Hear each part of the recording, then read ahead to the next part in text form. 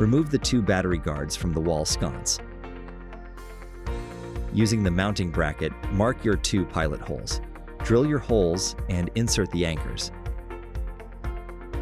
Then, secure the mounting brackets with the included screws.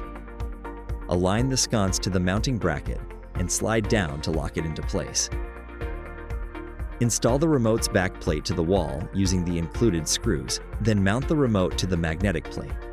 Control your light manually from the sconce or using the wireless remote. Increase or decrease the brightness from the remote or by tapping on the fixture. To activate the 1-hour timer, hold the switch for 3 seconds or press the timer button on the remote. Use the remote's power button to turn the light on or off. If one of the lights was controlled manually and now one of your sconces is on and the other one is off, you'll need to manually sync your lights together before using the remote again. To charge, connect the included USB cable to the fixture.